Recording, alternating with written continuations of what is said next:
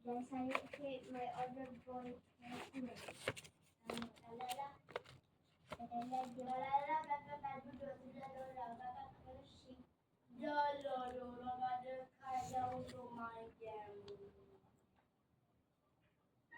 saya nama kelas Vision.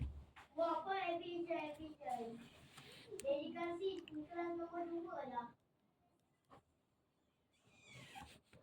Oh, jangan dengan best friend awak.